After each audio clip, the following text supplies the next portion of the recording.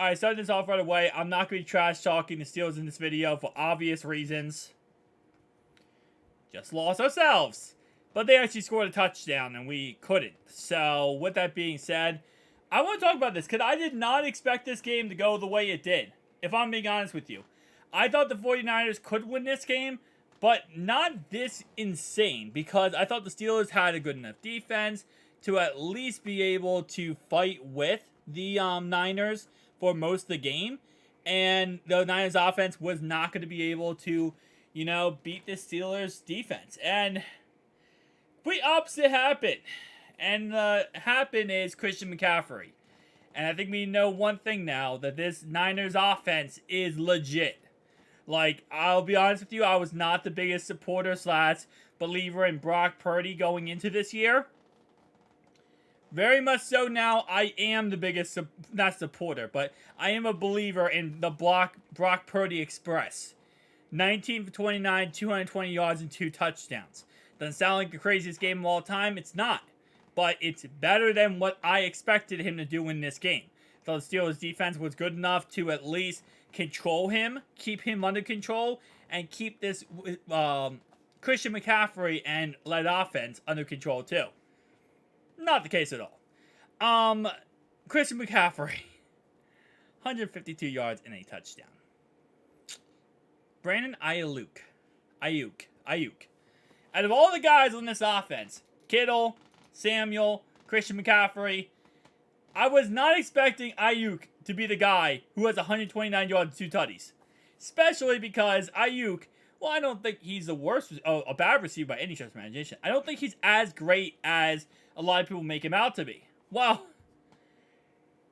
I'm 0 for 2 right now when it comes to, 0 for 3 actually, when it comes to predictions because he's that guy. He's that guy. Debo had 55 yards, and Debo also had 2 rushes for 8 yards. But Ayuk went out there and put up some numbers. Absolutely insane. 3 sacks for Drake Jackson, 1 for Javon Hargrave, 1 for Kerry Hyder Jr. I mean, this was insane. This was absolutely insane for the 49ers defense here. Now again, the Steelers offensive line, definitely their biggest issue, right? Biggest problem going into this game. So, it made sense if, you're going to have a defensive line with Nick Bosa, who really didn't do anything today. But you have a defensive line led by Nick Bosa with a really good defense. If the offensive line of the Steelers struggled at all, it was over very quickly. And it's ironic here because the Browns offense did amazing and the Ravens offense did amazing.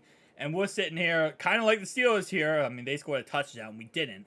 But we're sitting here like, hey, remember us? We're in the same boat now. Kenny Pickett, though, listen. 236 yards, 1 touchdown, 2 interceptions, 31 for 46. I will give him credit. If I saw the stat line, I would not think the game went the way it did. I'll be honest with you. If I saw the stat line, I'd be like, oh, wow, this is probably a really good back-and-forth game. No. Najee Harris, 6 carries, 31 rushing yards. Allen Robinson led their team.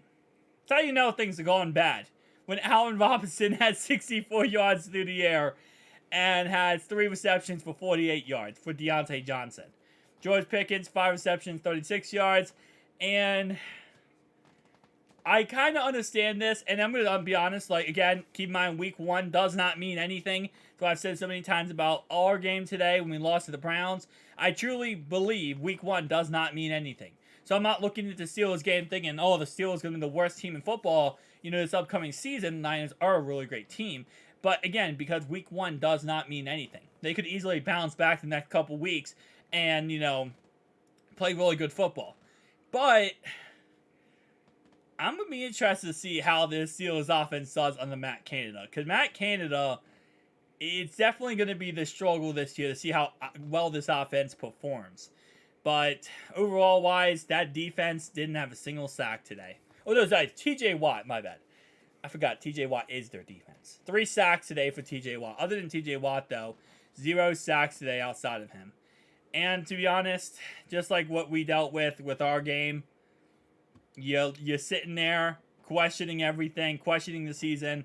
But It is what it is, Steelers. You guys got smoked. We got smoked. And now, right now, the Browns and the Ravens are sitting there laughing and lollygagging back and forth. But you know what? Things change. Week 2 comes around, and there's another game going on. So, we feel your pain, Pittsburgh. We feel your pain.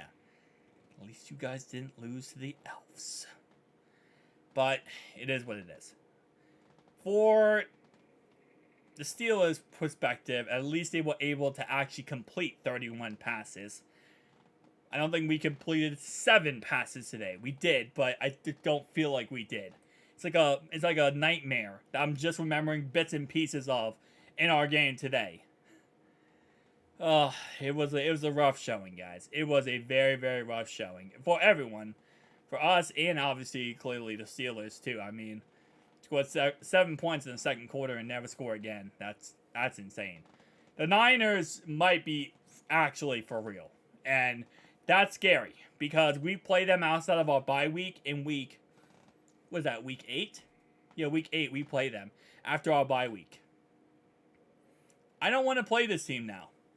I mean, again, this is just week 1, obviously, but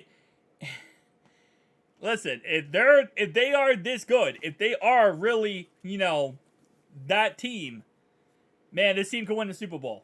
And we're going to have to play in week 8, and we might play them again in the Super Bowl. So that's the scariest part, is we might play them twice, and one of them being the Super Bowl. Tell me down below your thoughts and opinions. I'll see you guys next one. Peace out.